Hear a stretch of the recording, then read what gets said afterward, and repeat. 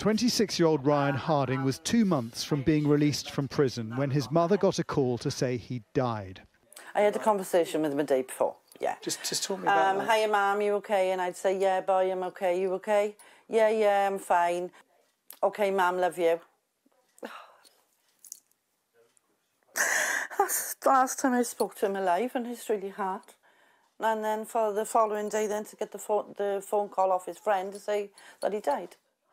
I just cried. I shouted to my husband, and I just shouted, "He's gone, babe!" And even the next door neighbour, you'd be crying and screaming. And that's a day I'll never ever forget. Ryan had not been known to use hard drugs, but she says an ombudsman report found synthetic drugs were in his system. Do you blame the prison? Yeah, I do blame the prison, definitely. It happened in Park Prison in Bridgend, where earlier this year there were 10 deaths in just 3 months, a number drug-related. Self-harm has doubled in a year. Zach Griffiths, who was an inmate in Park last year, says the jail is overcrowded. Prisoners spend too long in their cells, and dangerous drugs get in too easily, sometimes delivered by drone. You can fly a drone straight to the windows and with nothing at all to stop it. That happens, does it? Happens all the time. And very often these drugs are being mixed with, very potent synthetic opiates. Yeah. And if you're not a chemist, how do you know what mixtures you give into people? How do you know what the tolerance levels of the person who's going to take the drugs are? Yeah. That's how people die.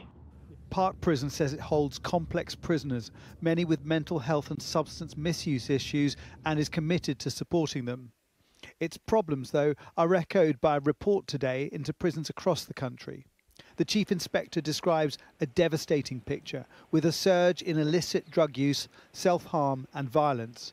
Out of 32 inspected prisons, 30 were poor or insufficiently good. 60% were overcrowded. The danger is we end up, as we see in so many cases, that prisoners are simply a revolving door.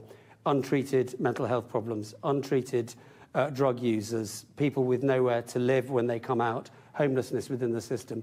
And that, of course, just creates more victims of crime. The government today is alleviating the overcrowding pressure, releasing hundreds of prisoners early after only serving 40% of their sentence. This is not a change that we wanted to make. It was the only option left on the table because the alternative would have seen the total collapse of the criminal justice system in this country. We would have seen the breakdown of law and order. There was simply no room left for prisoners to be housed.